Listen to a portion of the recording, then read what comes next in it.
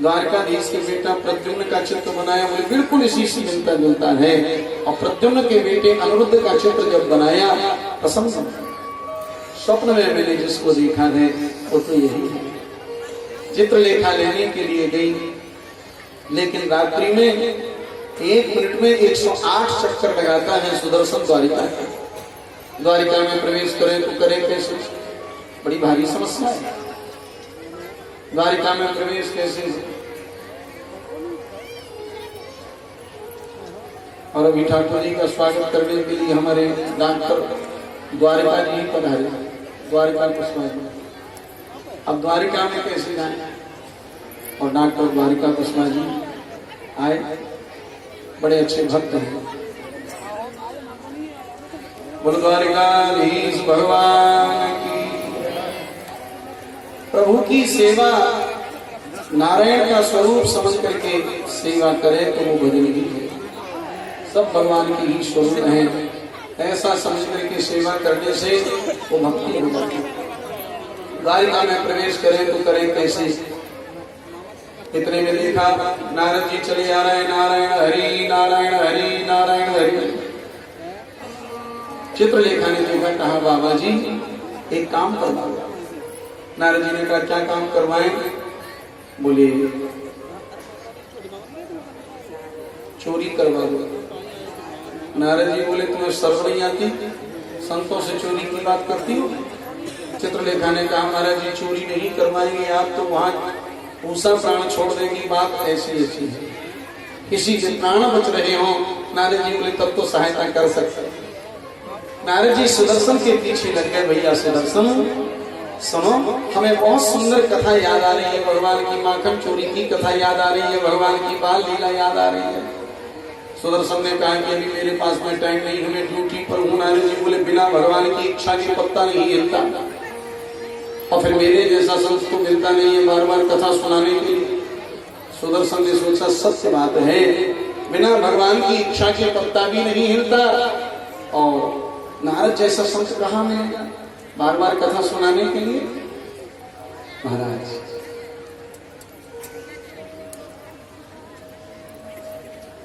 कथा सुनाइए। देवर्षि नारद ने इशारा कर दिया, चित्रलेखा को काम बना के ले जाओ। सोते हुए प्रद्युम्न को पलंग सहित उठा करके ले गई चित्रलेखा। नारद जी ने देखा कि प्रद्युम्न जी चले गए। अनिरुद्ध प्रद्युम्न के बेटा देखा, लेकर के चले गए। बस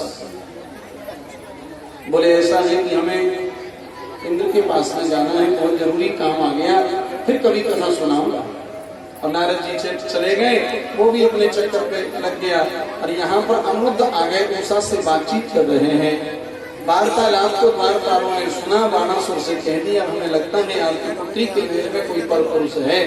बाणासुर ने अनिरुद्ध को जेल में बंद कर दिया। अब यहाँ हाजिरी लगती है, शिक्षक जी बहुत हैं, हाजिरी लग रही।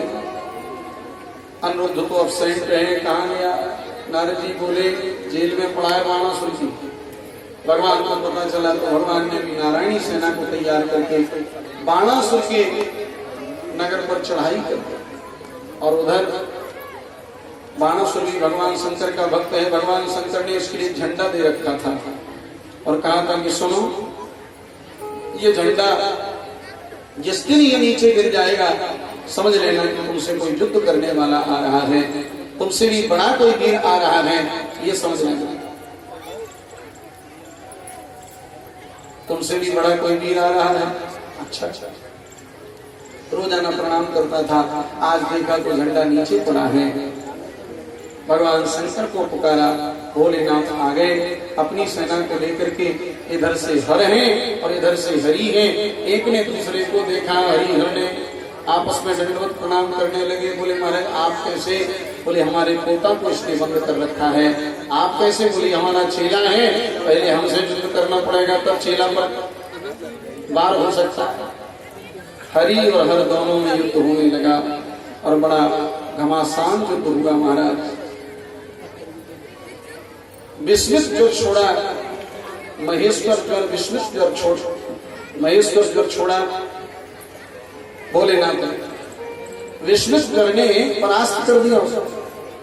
फिर भगवान ने कहा इसमें हाथ पैर में टूटन होना, बुखार आना। अब हाथ पैर में जब टूटन हो गए, बुखार आवे तो युद्ध बनेगा। भोलेनाथ ने यही छोड़ा। भगवान द्वारिकानाथ की सेना जितनी थी सबको हाथ पैर टूटने लगे, बुखार आने लगा, शरीर कांपने लगा। युद्ध कैसे हो? द्वारकाधीश तो समझ गए कि बाबा ने चला दिया चक चक। द्वारकाधीश ने फिर जिम्बिनास्त्र छोड़ा।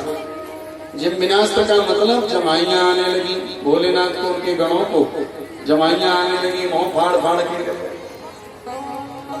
अब कैसे युद्ध हो? और भगवान ने उसी समय बाणासुर की 1000 भुजाओं में से मात्र 4 भुजाओं को छोड़ा और समस्त भुजाओं को काट दिया। उसके अभिमान को दूर कर दिया और अपना स्वरूप उसे दे दिया, चतुर्भुज बना दिया। फिर बाणासुर को पता चला कि शिव में और श्री कृष्ण में कोई अंतर नहीं है, दोनों एक ही हैं। और अपनी पुत्री उषा का विवाह बाणासुर के साथ में कर दिया। बोलो द्वारकाधीश भगवान की। एक दिन श्री सूर्य भगवान कहते हैं, भगवान द्वारकाधीश के बेटा खेलते हुए गए, उन्होंने देखा कि कुएं में गिरगिट पड़ा हुआ है। चरण का स्पर्श भगवान ने उस गिरगिट से किया और उसमें से एक पुरुष प्रकट हो गया। उसकी गिरगिट योनि दूर हो गई। पूछा तुम्हारा परिचय क्या है? उसने अपना परिचय दिया। नगो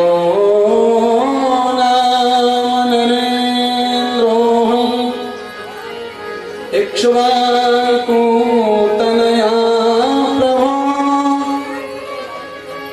दानी स्वाख्यायमानेषु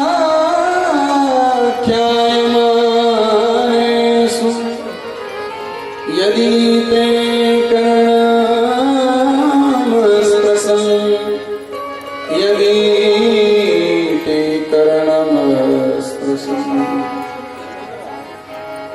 नगो नाम नरेंद्र हूँ। उसने कहा कि मैं नृग नाम का राजा था महाराज। मैंने असंख्य गायों का दान किया जीवन में, और ऐसी वैसी गायों का दान नहीं किया। ये दूध देती हैं तब तक तो घर में रखा, और दूध देने लायक नहीं बची, पूरी ठेली हो गई। सुना पंडित जी को दान कर दो।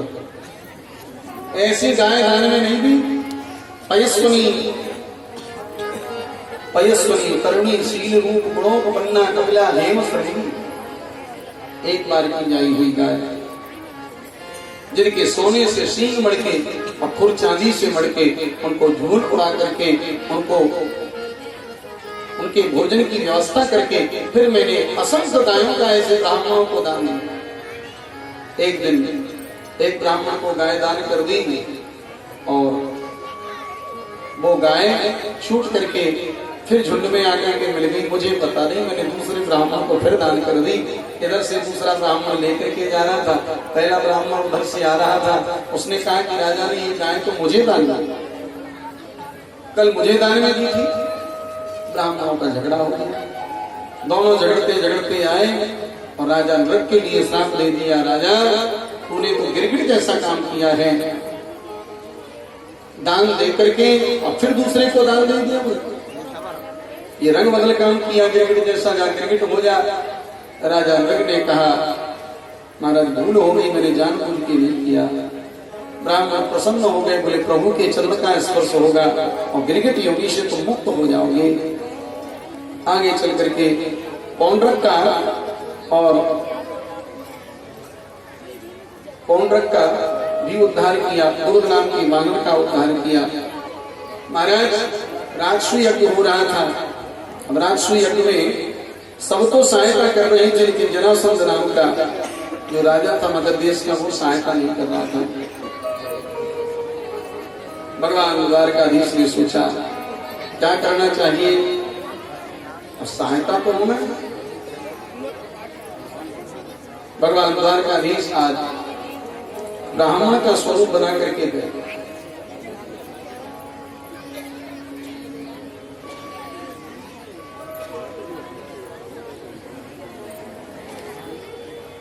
भगवान द्वारकाधीश ने कहा कि जिस के द्वारा जिस एक व्यक्ति के द्वारा हजारों निरपराध व्यक्तियों को तकलीफ दी जा रही हो, ऐसे व्यक्ति को भी धोखे से मार दो, कोई पाप नहीं लगता। और ये जरासंध 20,800 राजाओं को इसने जेल में बंद कर लिया। सो भगवान द्वारकाधीश, भीम और अर्जुन तीनों का हम बन के चले गए, क्योंकि 18वीं बार में ये जब भगवान से युद्ध करने के लिए मथुरा आया, ब्राह्मणों को बिठा करके आया था अनुष्ठान पर। अगर मैं हार गया तो एक को भी नहीं छोड़ूंगा, और जीत गया तो जीवन वरदान दूंगा। तब से ये दाम देता है। भगवान द्वारकाधीश सामने खड़े हैं और जरासंध, भगवान द्वारकाधीश सामने खड़े हैं। जरासंध ने कहा कि हे ब्राह्मण देवता, मांगो क्या चाहिए। भगवान ने कहा साधारण ब्राह्मण नहीं है, हम ऐसे नहीं मांगेंगे, पहले वचन दो, जो हम मांगेंगे वो देना पड़ेगा, देना पड़ेगा, देना पड़ेगा। कहा हम वचन देते हैं, मगध देश के राजा जरासंध के पास में आए हो, जो मांगोगे मिलेगा, मिलेगा। भगवान द्वारकाधीश ने मांगा, राजन युद्धम नो देहि राजेन्द्र द्वंद्व सो यदि मन्यसे युद्धार्थिनो वयं प्राप्ता राजज्ञानां कांक्षणः। युद्धम नो देहि राजेन्द्र, हे राजन युद्ध दे दो। युद्धार्थिनो वयं प्राप्ता राजज्ञानां कांक्षणः, हमें और कोई आकांक्षा नहीं है, हमें केवल युद्ध करना है, युद्ध दे दो। और जैसे युद्ध मांगा, रोंगटे खड़े हो गए जरासंध के कि ब्राह्मण तो हो नहीं सकता, क्योंकि ब्राह्मण युद्ध नहीं मानता, और ये ब्राह्मण नहीं हो सकता। जरासंध ने कहा कि मैंने युद्ध तो दिया, लेकिन आप अपना परिचय तो दें, आप हैं कौन। भगवान ने भीम तरफ इशारा करके कहा, असंप्रकोदरा पार्थ, ये जो मोटा तगड़ा है ना, इसका नाम भीम है। ब्रक नाम की अग्नि भीम के पेट में जलती रहती है, इसलिए ज्यादा खाते हैं। कभी भोजन ज्यादा हो जाए तो पेट पर हाथ फेरो, ब्रकोदराय नमः, ब्रकोदराय। ब्रकोदर और अगस्त जी का नाम ले लो, 2-4 बार हाथ फेरो, पेट में भोजन पच जाता है। लेकिन इसका अर्थ ये नहीं हुआ कि आप खूब ठूस ठूस के भोजन करो रोजाना, फिर करो ब्रकोदराय, बीमारी होगी, पर डॉक्टर के लिए देखना पड़ेगा, फिर कुछ नहीं हुआ। तो कभी कभी करिए। ये दोले पतले से जो खड़े हैं, इनका नाम है अर्जुन। तस्त धाता अर्जुनो है, मुझे नहीं पहचाना। अनयोर मातुले यमा कृष्ण जानी तेरी, मैं तुम्हारा पुराना शत्रु श्री कृष्ण हूँ, इनके मामा जी का लड़का। और जैसे ही कहा जरासंध से कि मैं वही श्री कृष्ण हूँ, रोंगटे खड़े हो गए जरासंध के। 17 बार जिसने पछीच के मुझे भगाया, वो तो फिर आ गया। जरासंध बोला, कृष्ण तुम तो भगोड़े हो, और जो एक बार मुझे पीठ दिखा जाता है तो उसके साथ में फिर युद्ध नहीं करता। तुम तो भगोड़े हो, उसे क्या युद्ध करेंगे। अर्जुन दुबला पतला दो तमाचे का नहीं, लेकिन भीमस्तुल्य बलो ममा, भीम हमारे समान बलशाली है, भीम हमारे समान बलशाली है।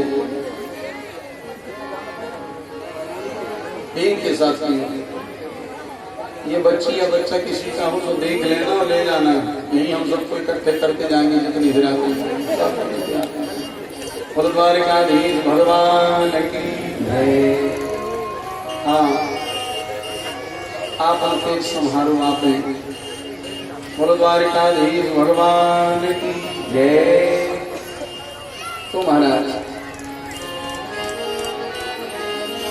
भीमस्तुल्य बलो ममा, भीम मेरे समान बलशाली। भीम की तो छाती फूल गई। भीम दादा ने कहा कन्हैया को फेल कर दिया, अर्जुन को फेल कर दिया, इसका मतलब मुझे ही पास किया। मेरे अंदर कुछ तो देखा होगा तब तो मुझे पास किया। से भीम दादा की खुशी का ठिकाना नहीं। भगवान द्वारकानाथ ने सोचा, दादाजी अभी तुम खुश हो रहे हो, लेकिन तुम्हें पता नहीं, तुम सोच रहे हो बूढ़ा है, अरे उसमें भी कई हजार हाथियों का बल है। जब जोड़ होगा तब पता चलेगा। और भीम का जरासंध का युद्ध हुआ महाराज। सूर्योदय से सूर्यास्त तक युद्ध होता था और एक एक नस ढीली कर दी भीम की।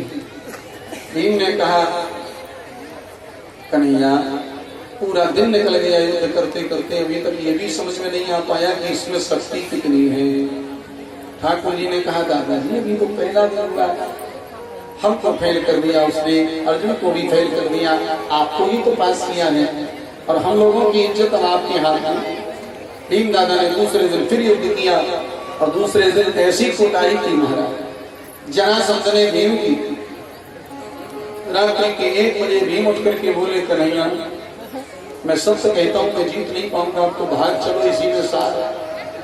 ठाकुर जी बोले कैसी बात कर रहे हैं दादा, अरे भागना नहीं है, अब आपके ही हाथ में सब कुछ। हमें और अर्जुन को तो पहले ही कर दिया। एक दिन फिर पिटाई हुई और ऐसी कुटाई की कि रात्रि के 1 बजे उठ करके भगवान द्वारिकानाथ से भीम दादा बोले साथ में चल रहे हो कि अकेला भागो, साथ में चल रहे हो कि अकेला भागो। भगवान ने कहा दादाजी तुम युद्ध तो करते हो लेकिन मेरी तरफ देखते नहीं। देखो जरासंध से भीम का युद्ध हो रहा है, भीम को जरासंध की पिटाई का एहसास हो रहा है। भगवान कहते हैं तुम मेरी तरफ देखोगे तो जरासंध की पिटाई तुम्हें एहसास नहीं होगी। इसका मतलब क्या? जरासंध, जरा माने बुढ़ापा, और बुढ़ापा से संधि होती है 50 साल के बाद। बुढ़ापे से संधि होती है शरीर की नहीं। 50 साल के बाद में कमर में दर्द होने लगा, घुटनों में दर्द होने लगा, माथों में दर्द होने लगा। ये जरासंध माने बुढ़ापा और कुटाई करता है। इस भीम रूपी जीव को पीटता है जरासंध।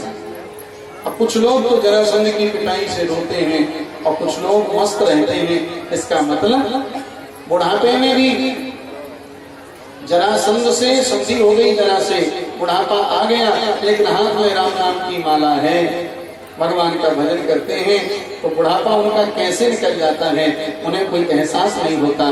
जरासंध की पिटाई का कोई असर नहीं होता और जो बुढ़ापे में परमात्मा को भूल जाते हैं वही रोते रहते हैं। ये दर्द हो रहा है, वो दर्द हो रहा है, मरे जा रहे हैं, बुढ़ापा है, कोई कहीं नहीं मानता। इसका मतलब है भगवान कह रहे हैं कि भीम जरासंध की पिटाई तुम्हें एहसास इसलिए हो रही है कि तुम मेरी तरफ नहीं जाओ, बुढ़ापे में मेरा भजन करो, मेरा एहसास।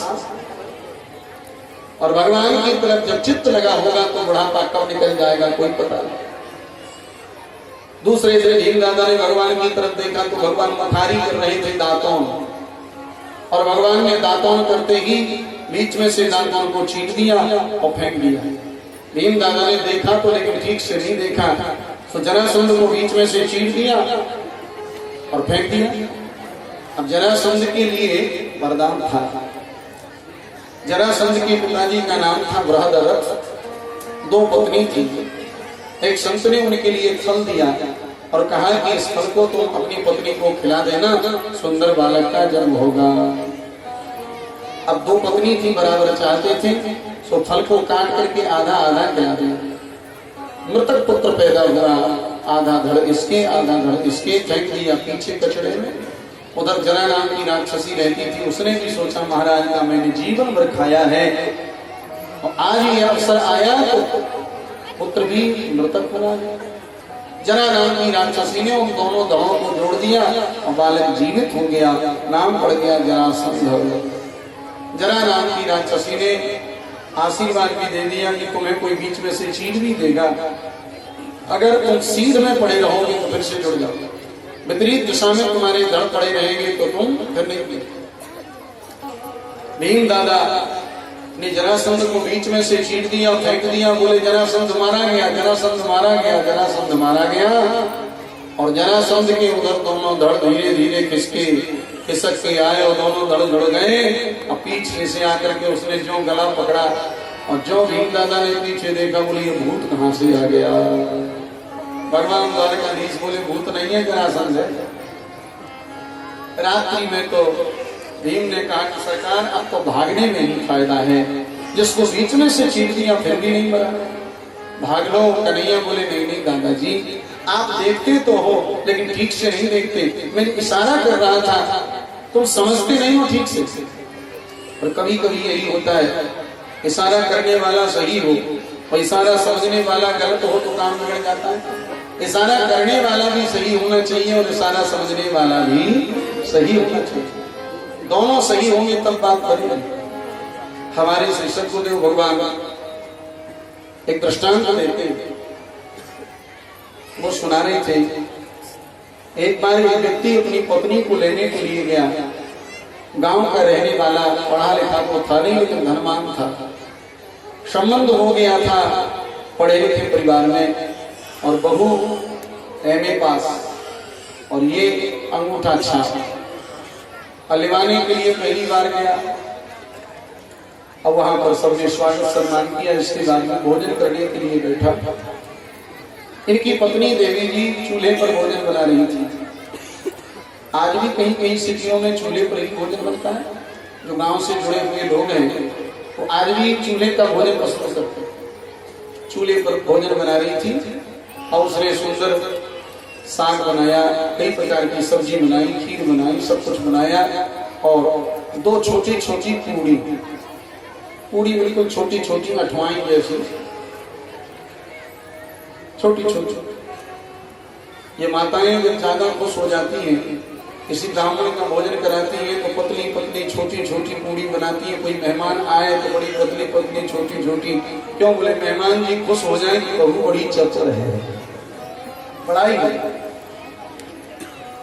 उसने भी छोटी छोटी पूड़ी बनाई और जैसे छोटी छोटी पूड़ी बनाई, अब वो तो गांव का खाने वाला आधा सौ पाठा क्या होता है अठवाई। जैसे उसने देखा ये छोटी छोटी पतली पतली, तो सोचने लगा मैं तो पढ़ा लिखा नहीं हूं, अंगूठा छाप, मेरी देवी तो एमए पास है, ये छोटी छोटी क्यों बना? उसके दिमाग में बात आई, देखो मैं समझ गया, मेरी देवी जी मुझे बहुत ज्यादा चाहती है, मुझसे बहुत ज्यादा प्रेम करती है, इसलिए उसने छोटी छोटी बनाई, मेरे पतिदेव को तोड़ने का कष्ट ना करना पड़े। तो उसने क्या किया कि एक पूरी उठाई और साग लगाया और गोविंदा एक ही। और जैसे एक एक खाना शुरू किया, अब उसने देखा चूल्हे पर बैठी थी कि हे भगवान एक, अरे कम से कम एक में से दो तो कर ले। एक एक शुरू हो गए। उसने सोचा अगर कुछ बोलती हूँ तो कोई सुन लेगा, आ जाएगा और देखेगा, बताओ ये क्या हो रहा है। बेचारी पढ़ी लिखी थी, समझदार थी। चूल्हे पर बैठे बैठे उसने इशारा किया पतिदेव के लिए। उसने इशारा किया, उंगली दोए उठाई, गमार अपन पति को देख